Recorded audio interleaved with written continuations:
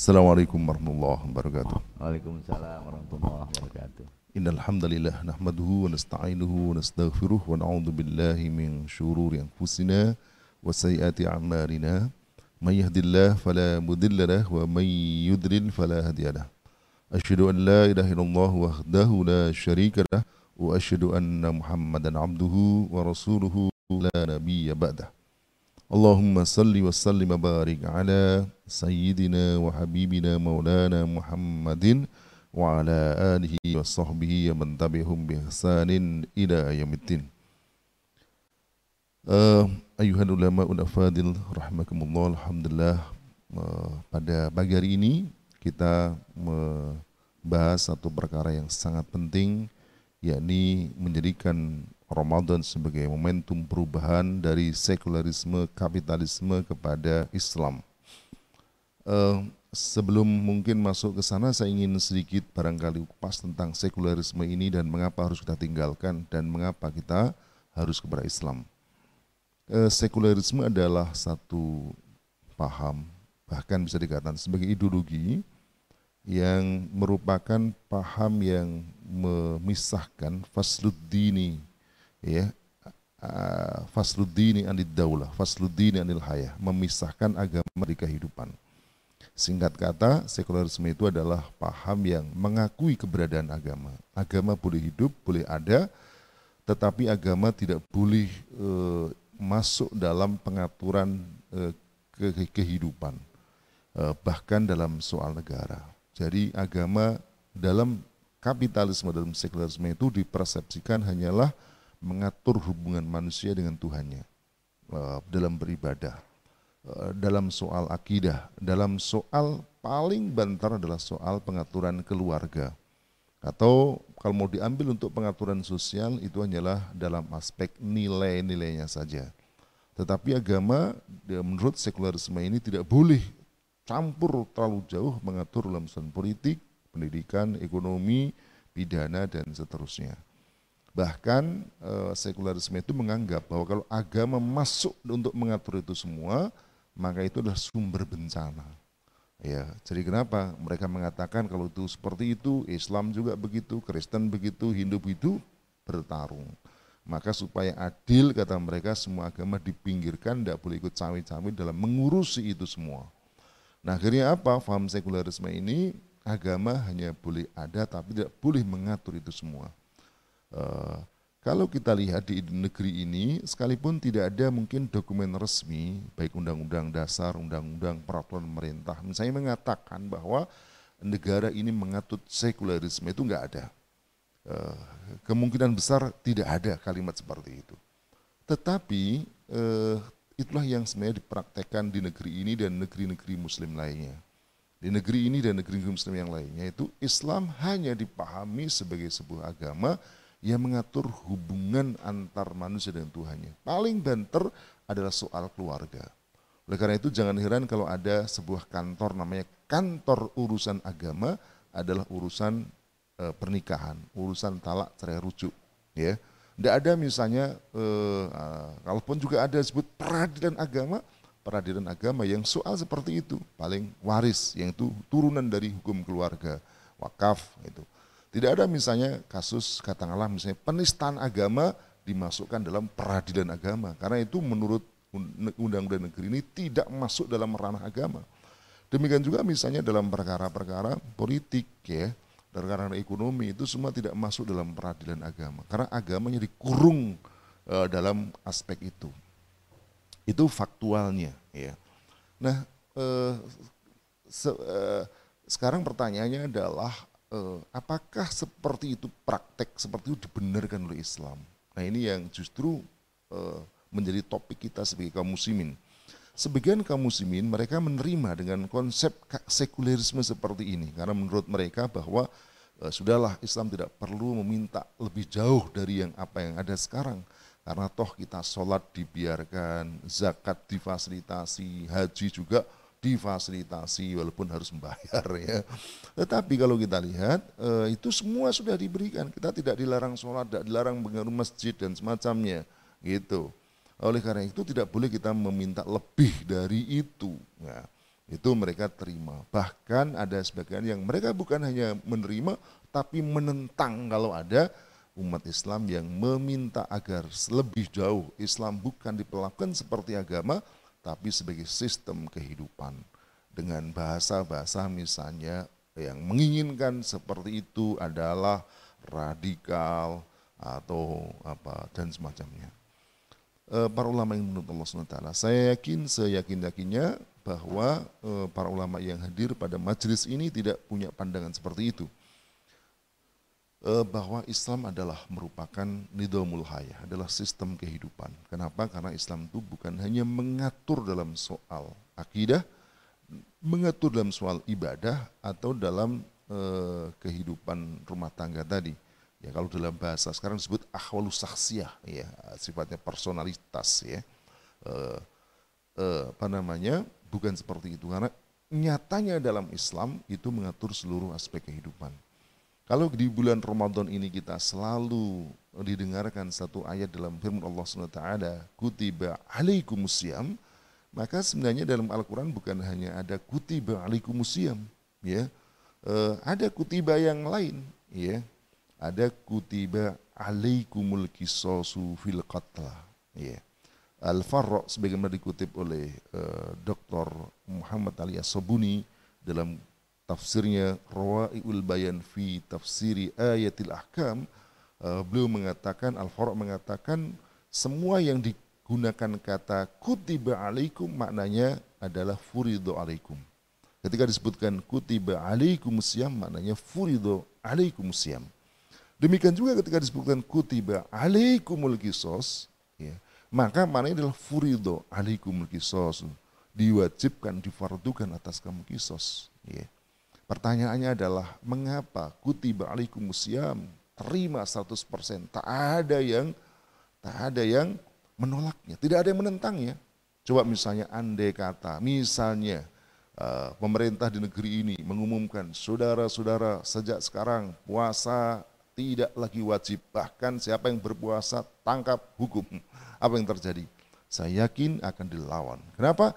Karena umat Islam yakin betul ini adalah satu kewajiban. Dan ketika ditinggalkan, maka dampaknya adalah dosa. Dan kita tidak ingin mendapatkan dosa, kita tidak ingin masuk neraka, maka kita menentang larangan itu. Tetapi ketika furid kutiba alaikumul qisasu fil qatla, diwajibkan atas kamu hukuman qisas sebagai orang terbunuh. Nyatanya apa sekarang? Hukuman dalam ayat ini dihapus, diganti dengan apa? Hukuman yang ada dalam buku, ya, undang-undang buatan manusia. Nyatanya enggak ditentang. Ya, banyak yang mendiamkan. Padahal kata kutiba alaikumusiyam sebagaimana kata kutiba alaikumul qisas maknanya furido alaikumul qisas fil qatl. Dan makna ini atau furido alaikumul qisas ini tidak boleh dan tidak akan bisa digugurkan, tidak akan bisa dilaksanakan secara sempurna ketika tidak ada negara, tidak ada khilafah yang menjalankan hukum ini. Oleh karena itu, kalau kita tadi kembali kepada tentang kewajiban kita sebagai seorang muslim, maka tidak berbeda. Apa yang bedakan? Satu, sama-sama dalam Al-Quran, kutiba alaikumul kumusiyam, kutiba alaikumul qisas. Dalam ayat yang lain, kutiba alaikumul qital. Sama-sama dalam Al-Quran. Apakah kemudian kita mengatakan bahwa ayat ini benar dan ayat ini salah? Kalau itu sampai terjadi, maka itu bisa sampai kepada akidah. Akidahnya bisa dipertanyakan, bahkan murtad karena meyakini satu ayat dan ingkar pada ayat yang lain. Ya. Sama-sama dari Allah Subhanahu wa taala. Sama-sama mewajibkan Allah Subhanahu wa taala. Zat yang menurunkan kutiba alaikumusiyam sama dengan zat Allah Subhanahu wa taala yang menurunkan kutiba alaikumul qisas, kutiba alaikumul qital. Lalu atas dasar apa kita mendiskriminasi satu ayat?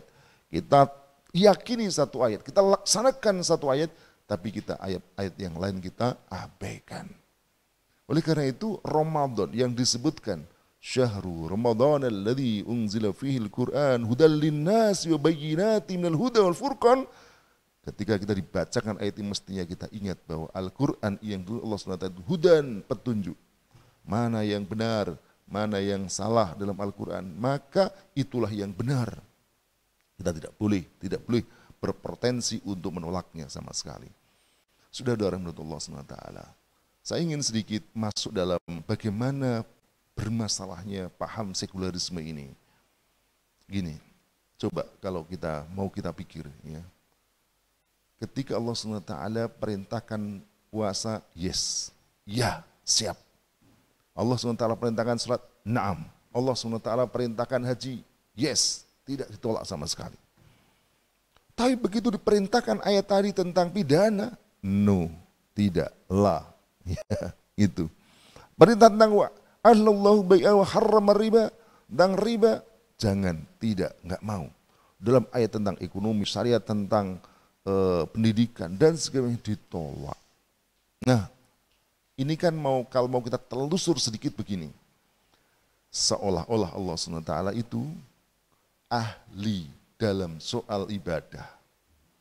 Ahli dalam soal akidah. Tetapi Allah, mohon maaf, menurut orang sekuler tidak ahli ngurus politik. Tidak ahli dalam ngurus ekonomi. Tidak ahli dalam ngurus pernikahan. Siapa yang lebih ahli? Yang lebih ahli adalah Adam Smith. Loh ya kan begitu. Coba urusan ekonomi lebih dipasrahkan kepada Adam Smith. Adam Smith lebih hebat dong. Nah, kita terapkan. Anda tidak punya keyakinan gitu, untuk apa hukum Allah ditentang, dilemparkan sementara sistem Adam Smith yang ditegakkan? Kan atas dasar keyakinan. Berarti Adam Smith lebih hebat. Kalau enggak begitu, mana mungkin. Tapi kalau dia yakin hukum Allah ini, sistem Allah jauh lebih hebat. Dan buatan Adam Smith tidak ada apa-apanya, pasti akan dilempar ini. Sistem ekonomi buatan Adam Smith, buatan David Ricardo dan segala macamnya. Demikian juga dalam soal politik. Gitu. Seolah-olah ini mengatakan, mohon maaf orang sekuler mengatakan, Allah memang ahli dalam haji, tapi tidak ahli ngurus politik. Karena itu aturan politik, sistem politik dari Allah diabaikan, yang diterapkan sistem politik John Locke, Montesquieu dan segala macamnya. Ini yang kemudian dipakai. Seolah-olah aturan buatan Montesquieu, John Locke itu lebih baik, lebih adil dan semacamnya. Ini sampai soal mindset, soal akidah, bahaya sekali. Padahal kita tahu siapa itu Adam Smith. Padahal kita tahu siapa John Locke, Montesquieu, siapa mereka itu. Orang-orang yang yakfuruna billah, orang yang ingkar kepada Allah. Orang-orang yang kafir, bahkan mati dalam keadaan kafir. Tidak pernah bertobat atas kekufurannya. Di mana tempatnya ini? Bagaimana mungkin kita mengikuti jalan yang dibuat oleh orang-orang kafir ini, itu kan tidak rasional ini. Lawan kita diperintahkan sholat, sholatnya itu apa? Sholat itu diantara penting sholat adalah minta kepada Allah SWT mendapatkan jalan yang lurus. Ihdinas siratal mustaqim. Apa itu jalan yang lurus itu? Itu bukan jalan tol yang lurus, bukan. Itu ada setelahnya siratal ladzina an'amta alaihim ghairil maghdubi alaihim waladdallin. Jalan orang-orang yang Allah berikan nikmat atas mereka. Siapa itu? An-Nabi Nabiyun Siddiqun Syuhada Wassalihin. Itu jalan mereka itu. Jalannya Nabi, ya Islam ini. Itu bukan ghairil maghdubi alaihim, bukan jalannya orang dimurkai Allah. Waladdallin, bukan jalan orang sesat. Dalam satu hadis disebutkan maghdubi alaihim, yakni al-yahudu, ad-dallin an-nasara.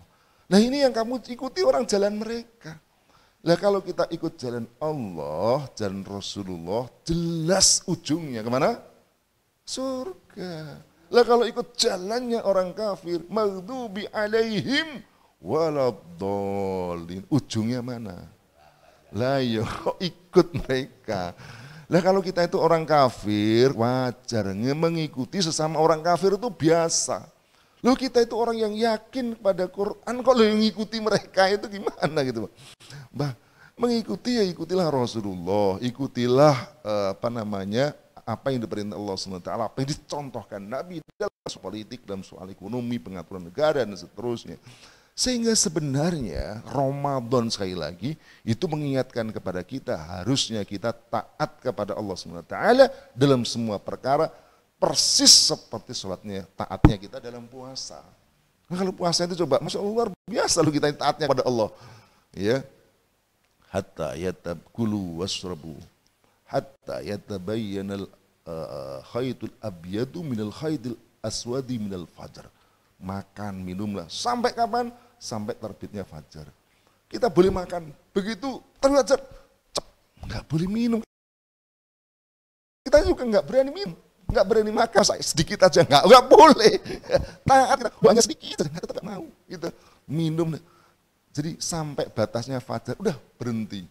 Begitu disiplinnya kita. Loh ini masih banyak loh, kalau nggak dinikmati ini eman, tidak ada rasa eman buah, simpen. Masya Allah, luar biasa ketaatan kita ini. Kemudian summa timmus syam, sampai kapan? Poso terus, ilal lail, sampai matahari terbenam, sampai malam berarti sampai terbenam. Berarti saat itu kita tuh dikasih makanan paling enak, paling lezat yang gratis, tolak semua. Nah mestinya sudah di depan kita, dipersilakan gratis, bahkan mungkin dipaksa. Jangankan kok makan, berselera saja enggak. Itu kalau kita orang berpuasa. Demikian juga orang muslim tuh ditawari sekulerisme, kapitalisme, wes jangankan kok melirik gitu, mengambil, melirik saja enggak, berselera saja, muntah kita mendengar. Harusnya itu yang ada pada diri kaum muslim itu. Ya, jadi kita itu muntah, jadi mendengar itu ya Allah itu barang apa itu ya, itu kira-kira. Nah oleh karena itu sesungguhnya Ramadan mengajari kita untuk taat kepada Allah SWT dengan ketaatan yang sempurna. Tentu saja ketaatan terhadap syariah secara kafah, dan ini sekali lagi tidak akan pernah bisa dilaksanakan kecuali adanya al-khilafah. Maka Ramadan ini kita berjuang juga untuk menegakkan al-khilafah di muka bumi sampai kemudian dengan khilafah itu tegak seluruh hukum syariah. Moga-moga kita semua termasuk orang-orang yang diberi kekuatan Allah SWT untuk berjuang secara istiqomah sampai Allah SWT memanggil kita. Assalamualaikum warahmatullahi wabarakatuh. Waalaikumsalam warahmatullahi wabarakatuh.